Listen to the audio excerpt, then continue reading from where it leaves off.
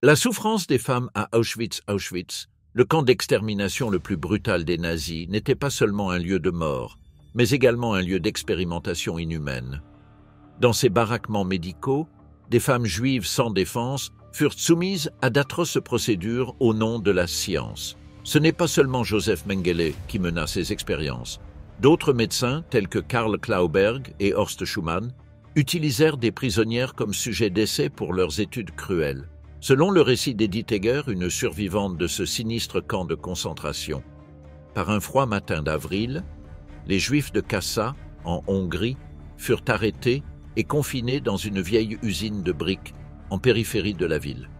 Quelques semaines plus tard, Magda, mes parents et moi fûmes entassés dans un wagon à bestiaux à destination d'Auschwitz. Ce même jour, mes parents furent assassinés dans les chambres à gaz. Lors de ma première nuit à Auschwitz, on m'obligea à danser pour le commandant des SS, Joseph Mengele, connu sous le nom de l'ange de la mort, l'homme qui, ce jour-là, contrôlait la file des nouveaux arrivants et condamna ma mère à mort. « Danse pour moi », m'ordonna-t-il. Je restai debout, terrifié. Je me rappelais le conseil de ma mère. « Personne ne peut enlever ce que tu as dans la tête. » Je fermai les yeux et me réfugiai dans mon monde intérieur. Dans mon esprit, je n'étais plus enfermé dans un camp d'extermination, gelé, affamé et dévasté par la perte. J'étais sur la scène d'un opéra de Budapest, dansant le rôle de Juliette dans un ballet de Tchaïkovski. Depuis ce refuge intérieur, j'obligeais mes bras à se lever et mes jambes à faire des pirouettes. J'avais la force de danser pour ma vie. Chaque instant passé à Auschwitz fut un enfer. Bienvenue à Frontline War Mémoire. Au commencement, comme cela a déjà été décrit, les Allemands commencèrent à créer des camps de concentration en Allemagne en 1933. Dans ceux-ci, on enfermait les opposants politiques du régime nazi, les personnes considérées comme des éléments indésirables et les Juifs. Après le déclenchement de la Seconde Guerre mondiale, les Allemands commencèrent à ouvrir des camps de concentration dans d'autres pays qu'ils occupaient. Auschwitz, comme les autres camps de concentration nazis, était une institution d'État gérée par les autorités centrales de l'État allemand. Il était dirigé directement par l'Office central économique et administratif des SS, Wirtschaftsverwaltungshauptamt, WVHA, tandis que la déportation humaine vers le camp et l'extermination étaient de la responsabilité de l'Office principal de sécurité du Reich, Reichssicherheitshauptamt, RSHA. En 1942, une conférence se tint à Wannsee, réunissant des représentants des principaux services du Reich. Cette conférence élabora un plan pour l'extermination totale de la population, également connu sous le nom de « solution finale ». Ce fait conduisit à la construction de 6 camps d'extermination, en plus des autres camps de travaux forcés créés antérieurement. Reinhard Heydrich, qui convoqua la conférence et était également chef de l'Office central de sécurité du Reich, se concentra sur les 11 millions de Juifs dont le génocide était planifié. Lors de cette réunion, il fut question que l'évacuation des Juifs vers l'Europe de l'Est remplace le projet d'émigration, avec l'accord préalable d'Hitler. Cette conférence marqua le moment où l'extermination devint systématique et où fut prise la décision d'installer des chambres à gaz dans les camps, en particulier à Auschwitz. Le 30 avril 1940, Rudolf Höss réalisa un rêve ambitieux. À l'âge de 39 ans et après 6 ans de service dans les SS, il fut nommé commandant de l'un des premiers camps de concentration créés par les nazis dans le Nouveau Reich. Ce jour de printemps, il arriva pour occuper son poste dans une petite ville du sud-ouest de la Pologne, 18 mois avant que celle-ci ne fasse partie de la Haute-Silésie. En polonais, elle s'appelait Oświęcim et en allemand Auschwitz. Malgré cette promotion, le camp de concentration que Höss allait diriger n'existait pas encore.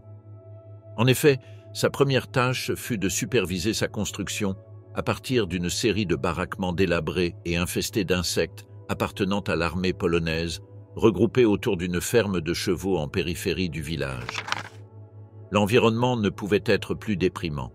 La terre entre la Sola et la Vistule était morne, avec un climat humide et malsain. Ce premier jour, personne, y compris Höss lui-même, n'aurait pu prédire qu'en l'espace de 5 ans, ce camp deviendrait le théâtre du plus grand massacre que le monde ait jamais connu. L'histoire de la chaîne de décision qui déboucha sur cette transformation est l'une des plus terribles connues de l'humanité et nous permet d'appréhender de manière exceptionnelle le fonctionnement de l'État nazi. Adolf Hitler, Heinrich Himmler, Reinhard Heydrich, Hermann Göring et d'autres dirigeants nazis prirent des résolutions qui conduisirent à l'extermination de plus de 1 million de personnes à Auschwitz. Toutefois, la mentalité de dirigeants de rang inférieur, tels que Heuss, joua également un rôle clé dans ce crime. Sans leur qualité de chef d'homme dans le domaine inconnu de l'assassinat répété à une échelle aussi colossale, Auschwitz n'aurait jamais pu fonctionner comme il l'a fait. Le monde en est venu à associer le camp de concentration nazi-allemand d'Auschwitz au symbole de l'Holocauste, du génocide et de la terreur. Il fut créé par les forces d'occupation allemandes au milieu de 1940 dans la banlieue d'Oświęcim, une ville polonaise que les nazis incorporèrent au Troisième Reich. Son nom devint ensuite Auschwitz, qui devint également le nom du camp, Konzentrationslager Auschwitz. La raison immédiate de la création du camp fut le nombre croissant de Polonais détenus par la police allemande, ce qui provoqua la surpopulation des prisons. À l'origine, il devait n'être qu'un camp de concentration de plus, créé dans le cadre de la machine de terreur nazie active depuis le début des années 30. C'est en fait la fonction du camp durant toute son existence, même lorsque, à partir de 1942, il commença à se transformer en le plus grand centre d'assassinat de masse de Juifs. Le personnel du KL Auschwitz était composé de membres des SS, Schutzstaffeln. L'une des fonctions les plus surprenantes de ce camp, compte tenu de la réalité de ce qui s'y passait, était de fournir aux nazis une possible alibi propagandiste. Au début de septembre de 1943, 5000 Juifs furent envoyés de Theresienstadt, au nord-ouest de Prague, vers Auschwitz-Birkenau. Ils furent un cas unique parmi les détenus juifs, car ils furent autorisés à vivre dans l'un des camps familiaux de Birkenau. Bien que les hommes vivaient dans des baraquements séparés de ceux des femmes, les enfants ne furent pas envoyés directement dans les chambres à gaz, mais pouvaient vivre avec l'un de leurs parents.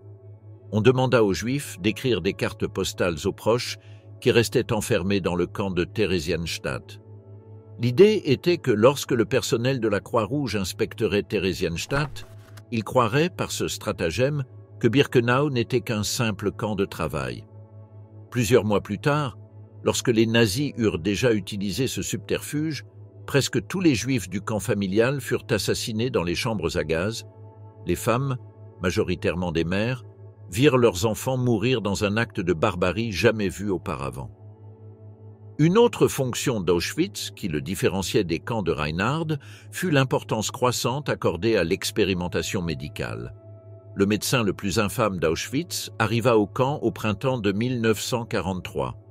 L'investigation du docteur Joseph Mengele dans le domaine des jumeaux et des nains choqua le monde lorsqu'on apprit jusqu'où s'étendait sa cruauté.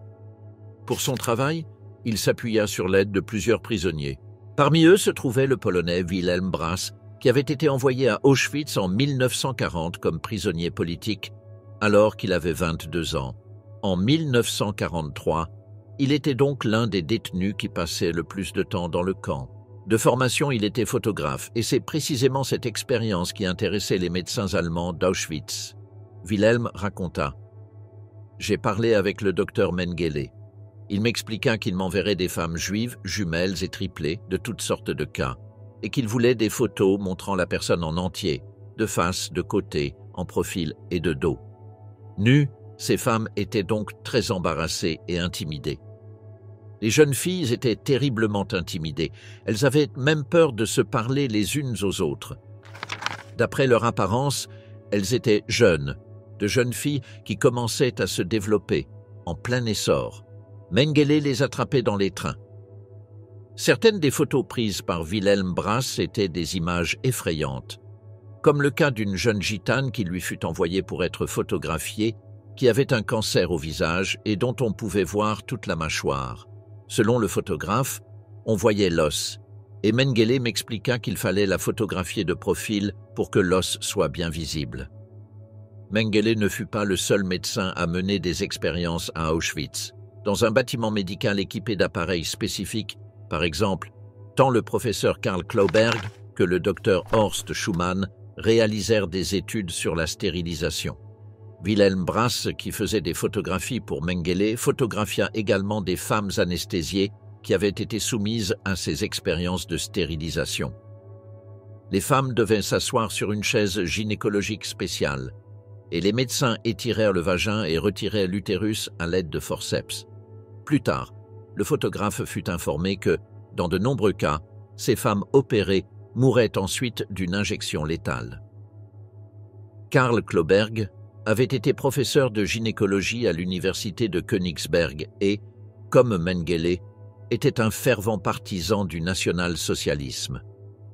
Himmler s'était intéressé à ses travaux et lui avait donné son approbation personnelle pour utiliser Auschwitz comme laboratoire d'expérimentation humaine. Comme nous l'avons vu précédemment, la stérilisation avait toujours beaucoup intéressé le Reichsführer des SS. Dans ses expériences, Kloberg injectait diverses substances aux femmes afin d'empêcher la fécondation. Les femmes souffraient de douleurs terribles et avaient une forte fièvre, raconte Sylvia Vezela, une juive slovaque qui aidait Kloberg. Je leur prenais la température, je faisais des radiographies, ce genre de choses.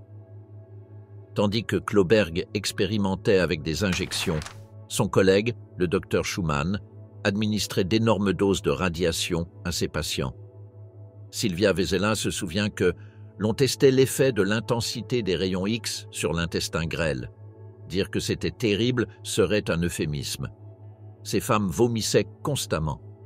C'était vraiment épouvantable. Les expériences médicales sur les internés ne furent pas exclusives à Auschwitz. Des médecins d'autres camps de concentration participèrent également. Peu après le début de la guerre, plusieurs médecins de Sachsenhausen exposèrent des internés au gaz moutarde afin de mesurer l'effet du poison. Certaines des expériences les plus néfastes se déroulèrent à Dachau, sous la supervision du docteur Sigmund Rascher.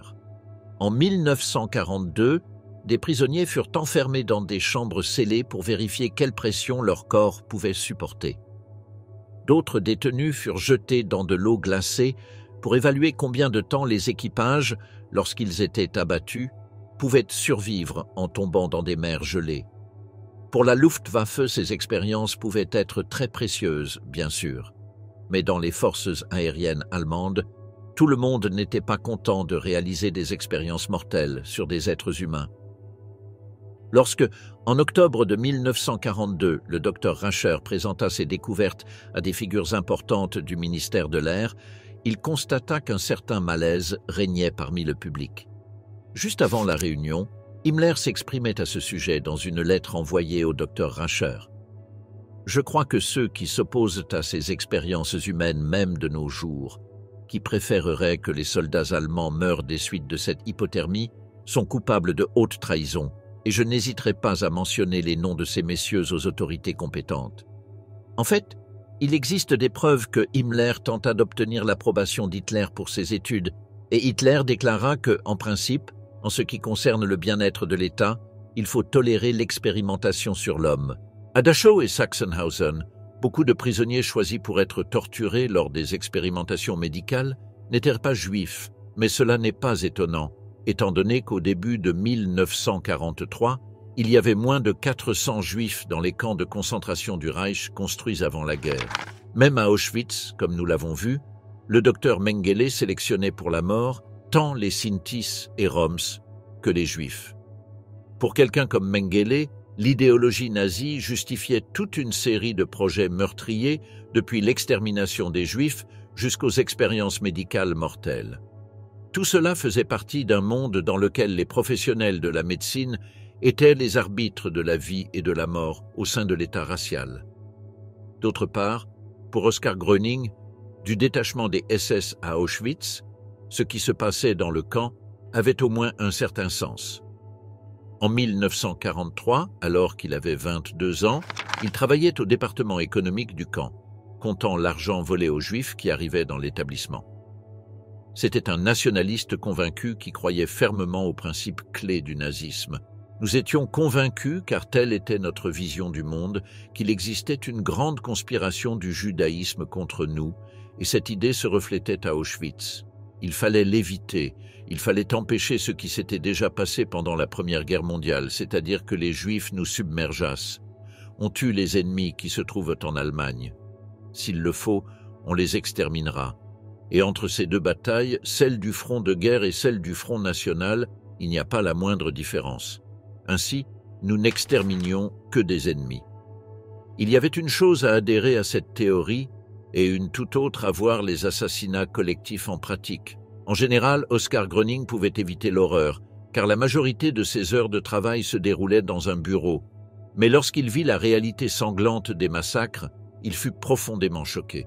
Une fois, à Birkenau, il se trouva face à des cadavres incinérés en plein air. Les flammes s'élevaient en étincelant et le capot, plus tard, raconta les détails du bûcher. C'était terriblement désagréable, horrible.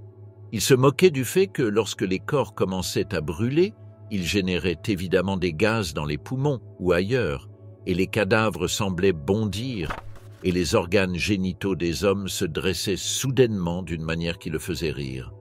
D'autre part, au début de 1944, Ida Greenspan, à son arrivée à Auschwitz, raconta que sa force de volonté lui permettait de résister aux punitions. Il fallait s'adapter à cette façon de vivre. Tu comprends ce que je veux dire? Il fallait s'adapter à dormir dans de telles conditions, s'adapter à travailler très dur, s'adapter à passer des heures et des heures à recevoir des ordres, avec des vêtements insuffisants. Oui, quand l'état d'esprit est présent, le corps s'adapte. Si tu n'es pas mentalement là, le corps ne te suivra pas.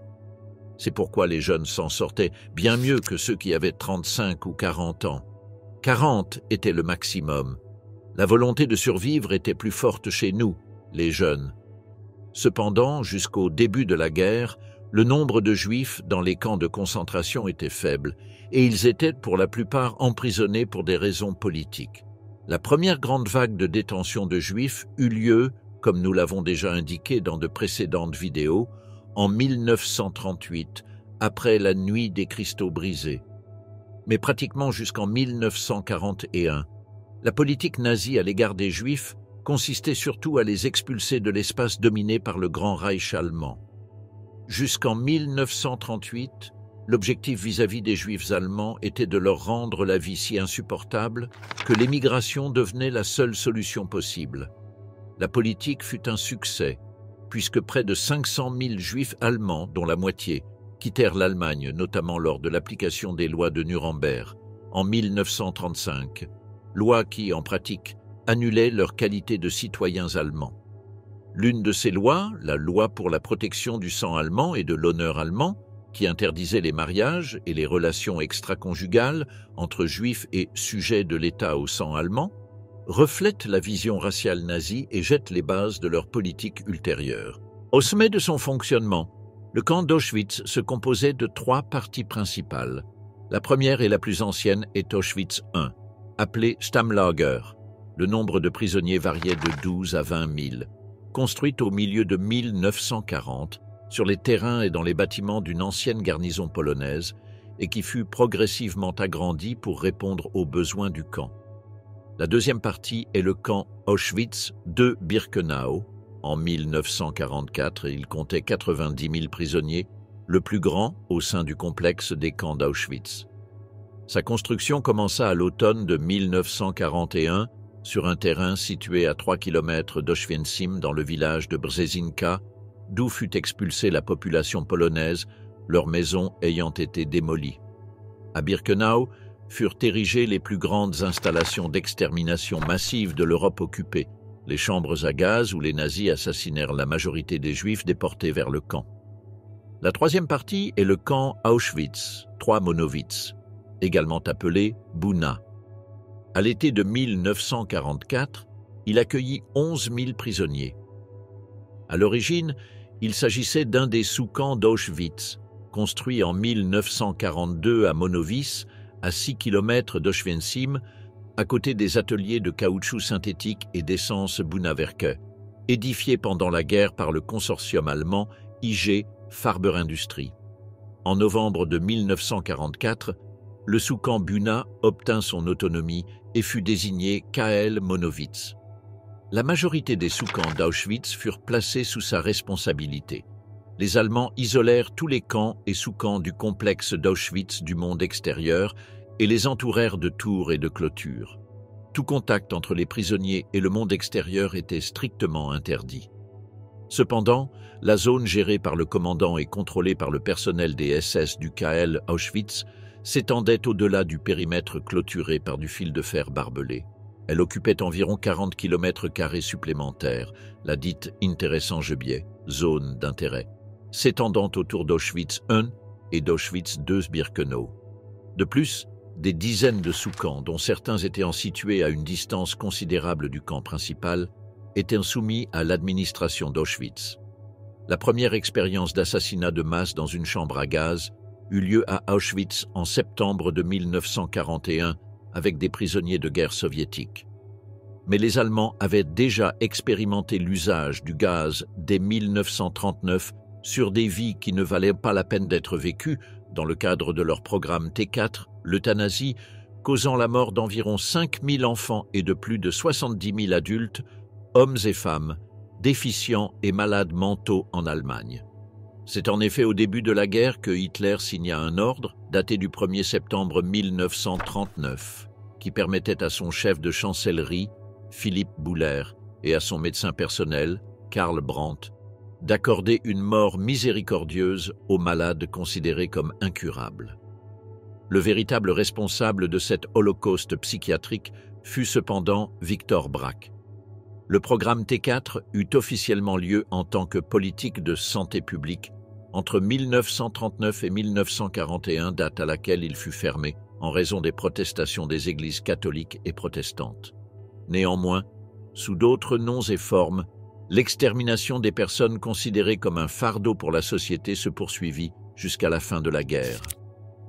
Administré conjointement par les SS, la police et le personnel médical, le T4 fut le précurseur conceptuel, technique et administratif de la solution finale qui fut mise en œuvre dans les camps d'extermination, entraînant entre 1942 et 1944 la mort de près de 3 millions de personnes. À l'exception d'Auschwitz-Birkenau, où une sélection était opérée parmi les nouveaux arrivants pour envoyer les plus aptes dans les usines locales, dans ces camps, il n'y avait pas de distinction entre ceux destinés à mourir immédiatement et ceux capables de travailler. Seuls de petits groupes, principalement composés de juifs, étaient maintenus temporairement en vie pour exécuter certaines des tâches les plus sordides de la machine de mort. Aider les condamnés à mort à se déshabiller et à entrer dans les chambres à gaz, stocker leurs vêtements et leurs effets, retirer les cadavres et nettoyer les chambres à gaz, les enterrer et les brûler ou les incinérer. Ces groupes, appelés Sonderkommando, commandement spécial, étaient soumis à un régime de terreur constant et périodiquement assassinés comme témoins d'un crime sans précédent. Majdanek et Auschwitz, initialement construits comme des camps de concentration, se transformèrent en camps d'extermination. Birkenau, Auschwitz II, était le centre d'extermination et ses sous-camps fonctionnaient comme des camps de travaux forcés. Plus d'1 million de Juifs et des dizaines de milliers de Roms et de prisonniers de guerre soviétiques furent assassinés là-bas entre mars de 1942 et novembre de 1997-44 par l'utilisation du gaz Zyklon B. L'extermination massive commença en mars de 1942 et ces 4 grandes chambres à gaz avaient la capacité de tuer 12 000 personnes par jour. Les cadavres étaient ensuite brûlés dans des fours crématoires attenants. D'autre part, du point de vue nazi, la vie dans les camps était un microcosme du monde extérieur. L'idée de la lutte est aussi vieille que la vie elle-même, déclara Hitler dans un discours de 1928. Il ajouta « Dans cette lutte, le plus fort, le plus capable, gagne, tandis que le moins capable, le faible, perd. Le combat est le père de toutes choses. Ce n'est pas par des principes d'humanité que l'homme vit ou parvient à se maintenir au-delà du monde animal, mais uniquement par la lutte la plus brutale. » Ainsi, les prisonniers se trouvaient, dès leur arrivée dans les camps, confrontés à un monde radicalement opposé à celui qu'ils connaissaient avant la guerre. La vie humaine n'avait aucune valeur, et la déshumanisation était un mécanisme méthodiquement mis en place. Dépossédés de leurs noms, de leurs cheveux et de leurs vêtements, les prisonniers ne devenaient qu'un simple numéro. Chaque matin, avant le travail, et chaque soir à leur retour, ils étaient soumis à un couvre-feu, consistant en un appel interminable durant lequel ils devaient rester debout, alignés et silencieux, tout en criant leur numéro. Si quelqu'un manquait, ils étaient obligés d'attendre des heures interminables sous la neige, la pluie ou sous un soleil implacable, affamés, assoiffés et épuisés jusqu'à ce que l'explication soit donnée. La souffrance était constante, tout comme les mauvais traitements. Les coups et passages à tabac pouvant aboutir à la mort faisaient partie de la routine quotidienne. Il suffisait d'une infime transgression des règles ou simplement parce que les gardiens ou capos en avaient envie, leur impunité permettant la libération des instincts les plus irrationnels. Les déportés dormaient entassés sur des planches servant de lit, lesquelles contenaient parfois un peu de paille infestée de poux et une couverture sale. Les latrines étaient insuffisantes, répugnantes, et dégageaient une pestilence indescriptible, aggravée par les diarrhées constantes provoquées par la dysenterie endémique. D'autre part, les unités des SS agissaient également en tant que personnel dans les camps de concentration. Les SS assuraient la gestion et la surveillance des camps et participaient aussi à l'extermination massive des Juifs ainsi qu'aux exécutions. Seuls les Allemands pouvaient être membres des SS. Plus tard furent recrutés les appelés Volksdeutsche, c'est-à-dire des citoyens d'autres États disposant d'une preuve d'ascendance allemande ayant signé la Volksliste. Au cours de l'existence du KL Auschwitz, plus de 8000 superviseurs et superviseurs des SS passèrent par le camp. En 1942, le camp prit une deuxième fonction. Il devint le centre d'extermination des Juifs européens. La seule raison pour laquelle ils mouraient était d'être juifs, indépendamment de leur âge, de leur sexe, de leur profession, de leur nationalité ou de leurs convictions politiques. Après la sélection, la majorité des nouveaux arrivants, classés par les médecins des SS comme inaptes au travail, étaient assassinés dans les chambres à gaz. Parmi eux se trouvaient des malades, des personnes âgées, des femmes enceintes et des enfants. Ceux-ci ne furent jamais enregistrés dans le camp, car aucun numéro ne leur fut attribué. Pour conclure cette analyse, il faut mentionner que le 27 janvier de 1945, les troupes soviétiques libérèrent le camp de concentration d'Auschwitz-Birkenau. Jusqu'alors, le monde n'avait pas cru aux rares témoignages de survivants qui avaient réussi à échapper à l'horreur nazie. Les Alliés, préoccupés par la lutte contre l'invasion allemande de l'Europe, réagirent avec passivité aux rumeurs d'essais d'extermination des Juifs dans les camps de concentration allemands. Personne n'aurait pu imaginer que la peu connue ville d'Oświęcim, dans le sud de la Pologne, entrerait dans l'histoire comme le théâtre d'atrocités, de meurtres et de tortures subies par les Juifs, les Roms, les Noirs, les personnes handicapées, les opposants politiques, les témoins de Jéhovah, les homosexuels et les intellectuels polonais. Avec sa libération, il fut constaté que le Troisième Reich avait établi de manière silencieuse une machinerie d'élimination sur les axes de l'Europe occupée et sur le sentiment de supériorité raciale aryenne. Jusqu'à 1 million de Juifs moururent gazés dans les chambres à gaz de Birkenau, un second camp de concentration construit en 1943 pour agrandir Auschwitz. Rien que le jour de son inauguration, 8000 Juifs de Cracovie furent gazés et ensuite incinérés. Auschwitz exhalait l'odeur de la viande brûlée et les cendres émanant des crématoires constituaient le seul témoignage que le gouvernement d'Hitler laissait en mémoire de la population qu'il avait tenté d'exterminer. Tout se passait dans le silence, afin d'éviter toute résistance et toute interruption des trains de déportation massive des Juifs européens. Auschwitz devint le centre de l'Holocauste. Depuis lors, la société, le monde politique et culturel se demandent comment quelque chose d'aussi effroyable, d'aussi terriblement cruel, a pu se produire dans un pays cultivé et civilisé. Il est inconcevable que des membres des SS aient pu jouer au tir sur cible avec les enfants qui tentaient de s'échapper des clôtures électrifiées du camp. C'est pourquoi cela nous choque encore, car nous n'arrivons toujours pas à croire ce qui a pu se passer pour que cela arrive, et surtout, par respect pour les milliers de personnes qui ont souffert de l'Holocauste. Par la suite, après ces événements atroces, entre les mois de septembre et de novembre de 1945, eut lieu dans la ville de Lüneburg, Allemagne, le procès de Bergen-Belsen, au cours duquel 45 agents des SS et capos furent jugés pour crimes de guerre commis pendant la Deuxième Guerre mondiale dans les camps d'extermination et de concentration d'Auschwitz et de Bergen-Belsen. Après 2 mois éprouvants durant lesquels des dizaines de survivants témoignèrent oralement et par écrit, 31 des accusés furent déclarés coupables. Parmi ce groupe se trouvaient des figures telles que Joseph Kramer, officier des SS et commandant dans les camps d'Auschwitz et de Bergen-Belsen, Irma Gress, gardienne superviseur dans les 2 camps, Franz Hössler, officier des SS et chef du camp de détention préventive dans les 2 camps, Fritz Klein, médecin et officier des SS, et Johanna Bormann, gardienne des prisonniers dans les 2 camps, condamnés avec 6 autres accusés à la peine de mort. Les particularités de ce procès résident, d'une part, dans le fait qu'il fut le premier organisé par les Alliés pour juger les crimes de guerre nazis. D'autre part, les accusés mentionnés ci-dessus, bien qu'ayant été capturés après la libération du camp de Bergen-Belsen par les forces britanniques en avril de 1990-45, furent jugés tant pour leurs actions dans ce camp entre 1944 et 1945 que pour leurs crimes antérieurs à Auschwitz. Sans aucun doute, Auschwitz est aujourd'hui considéré comme le symbole suprême de l'Holocauste et de la politique génocidaire d'Hitler, surtout à partir de 1942 lorsqu'il devint l'épicentre des crimes nazis contre les femmes, un lieu unique où se conjuguait le plus vaste camp de déportation de l'univers de concentration nazi et le plus grand centre d'extermination de l'histoire du Troisième Reich. Pour toutes ces raisons, Auschwitz est devenu synonyme du mal absolu.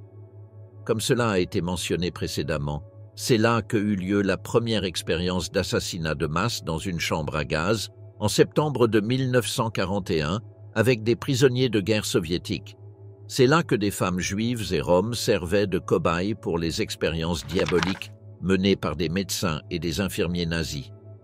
Plus d'1 million d'êtres humains, provenant de 15 pays européens, furent gazés et plus de 200 000 hommes, femmes et enfants, moururent de faim, de froid, de maladie, d'épuisement et de brutalité, ou tout simplement de solitude et de désespoir absolu. De plus, les nazis éprouvaient également un immense mépris pour les Polonais. Dans un document envoyé à Hitler en mai de 1940, Himmler affirma que leur destin était d'être un peuple d'esclaves dépourvus d'éducation. La population non allemande des territoires orientaux ne doit pas recevoir une éducation supérieure à celle de l'école primaire. L'objectif de l'école primaire sera uniquement d'enseigner l'arithmétique simple, comme compter jusqu'à un maximum de 500, écrire son nom et apprendre que c'est la volonté de Dieu d'obéir aux Allemands, d'être honnêtes, travailleurs et de bien se conduire. Je considère qu'il est inutile qu'ils apprennent à lire. Dans ce document qui reflète avec une sinistre clarté l'idéologie raciale nazie, Himmler va plus loin. Il faut séparer ceux qui ont du sang précieux de ceux dont le sang est inutile. Ainsi, les familles furent séparées et les enfants polonais âgés de 6 à 10 ans, dont le sang était considéré comme racialement acceptable, furent envoyés en Allemagne pour être éduqués loin de leurs parents biologiques. Le drame personnel et familial de ces enfants ne préoccupait pas Himmler. Il s'inscrivait parfaitement dans la doctrine nazie qui classait et hiérarchisait les êtres humains selon leur race et leur sang. Peut-être que ce qui fut le plus dégradant pour la population prisonnière dans ces camps fut l'utilisation forcée des victimes comme leurs propres bourreaux. Ainsi, dans les camps exclusivement dédiés à l'extermination, une poignée de SS suffisait pour atteindre l'objectif. Ce furent les mêmes prisonniers qui durent, par obligation, assurer le fonctionnement de la machinerie de la mort,